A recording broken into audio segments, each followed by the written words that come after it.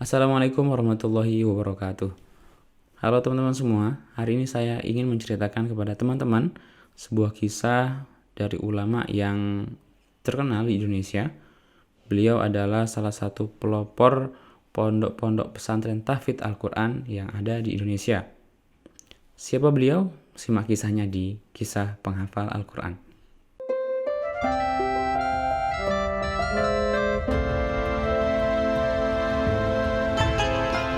Nama lengkap beliau adalah Kiai Haji Muhammad Munawir atau biasa juga disebut Mbah Munawir.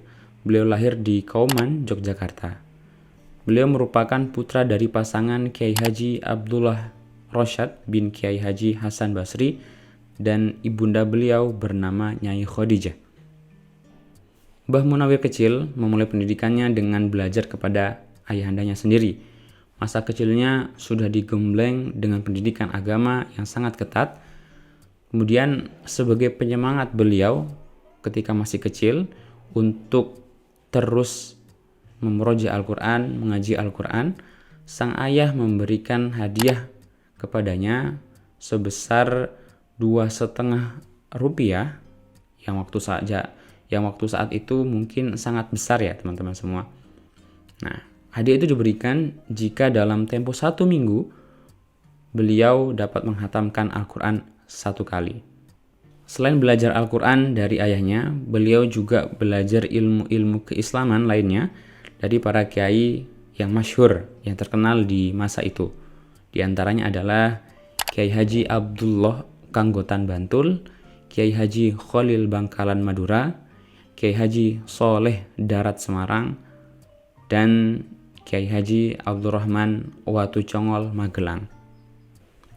Setelah menimba ilmu dari para ulama-ulama yang terkenal di Indonesia pada saat itu, pada tahun 1888 Masehi, beliau melanjutkan menimba ilmu ke Haramain. Jadi beliau belajar di Mekah Al-Mukarramah dan juga di Madinah Al-Munawwarah.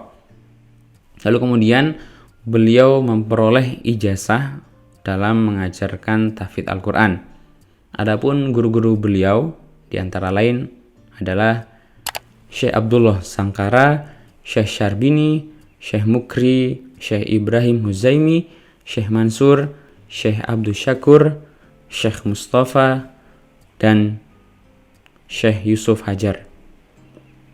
Di Syekh Yusuf Hajar inilah beliau juga belajar ilmu qiraat sab'ah. Jadi selain menghafalkan Al-Quran, Mbah Munawir juga mempelajari ilmu qiraat sab'ah, yaitu ilmu 7 bacaan Al-Quran. Dan salah satunya adalah qiraah Imam Asim riwayat Hafs. Dan berikut ini adalah sanad qiraah Imam Asim riwayat Hafs Mbah Munawir sampai kepada Nabi Muhammad SAW. Dalam menghafalkan Al-Quran, beliau tidak didapat juga dengan mudah, tapi dengan juga bersungguh-sungguh teman-teman semua. Beliau membutuhkan riyadhah yang sangat-sangat kuat ya. Beliau sangat istiqomah dalam membaca Al-Quran dan memang akhirnya beliau mendapatkan hafalan yang sangat-sangat bagus dalam menghafalkan Al-Quran. Untuk mendapatkan hafalan Al-Quran yang sangat bagus, beliau menjalani riyadhah Al-Quran, yakni sekali hatam Al-Quran dalam 7 hari 7 malam selama 3 tahun, lalu sekali hatam dalam waktu 3 hari 3 malam selama 3 tahun juga, lalu sekali hatam dalam sehari semalam selama 3 tahun.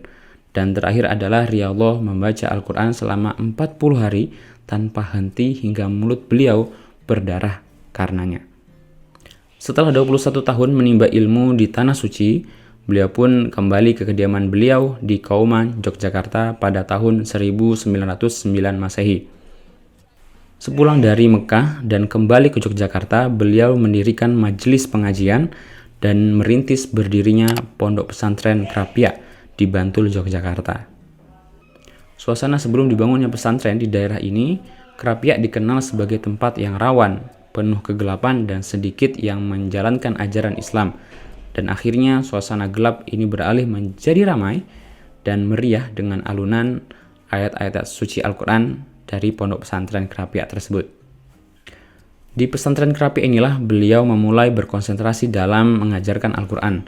Dari sinilah nantinya banyak murid-murid beliau yang menjadi ulama-ulama besar di Indonesia, khususnya di bidang Al-Quran, yang diantaranya adalah Kiai Haji Arwani Amin Kudus, Kiai Haji Abdul Qadir Munawir, kemudian Kiai Haji Ahmad Umar Abdullah Manan, Kiai Haji Muntaha, Kiai Haji Badawi Abdur Rashid, dan masih banyak yang lain. Di pesantren Krapia inilah beliau memulai berkonsentrasi dalam mengajarkan Al-Quran kepada para santrinya. Para santri sangat menghormati beliau, bukan karena takut, melainkan karena haibah, wibawa beliau. Mbah Munawir memang dikenal sebagai seorang ulama yang sangat istiqomah dalam beribadah. Mbah Munawir selalu memilih awal waktu untuk menunaikan sholat lengkap dengan sholat sunnah rawatibnya. Kemudian setiap sholat witir beliau tunaikan 11 rakaat dengan hafalan Al-Quran sebagai bacaannya.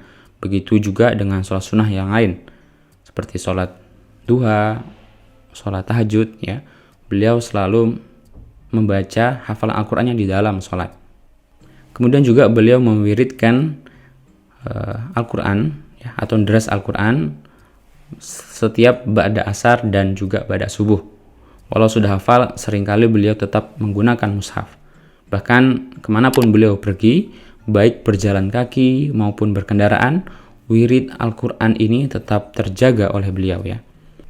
Beliau menghatamkan Al-Quran sekali tiap minggu, yakni tepatnya pada hari Kamis sore. Demikianlah beliau mewiridkan Al-Quran semenjak berusia 15 tahun.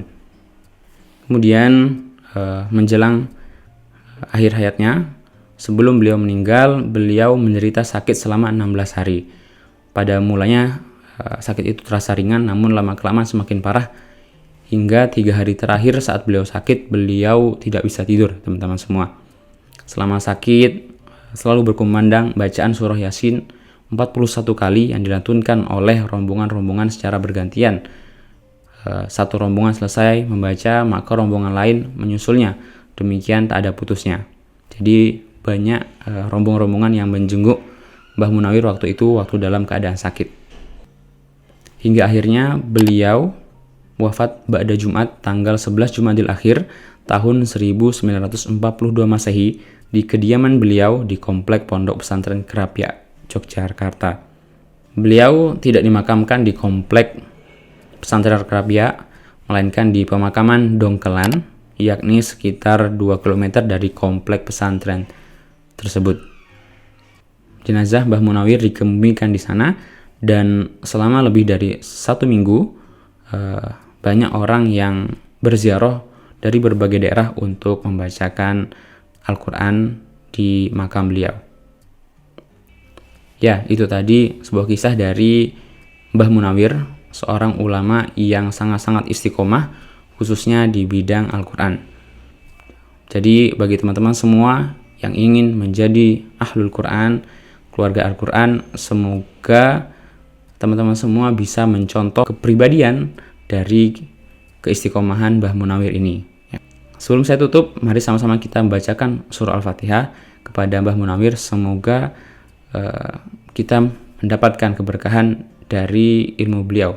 Al-Hadinah wa ala kulli niyatin shalihah. Al-Fatihah. A'udzubillahi minasyaitonir rajim.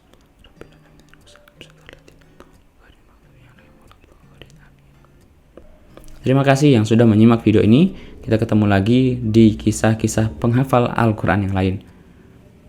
Saya akhiri. Wassalamualaikum warahmatullahi wabarakatuh.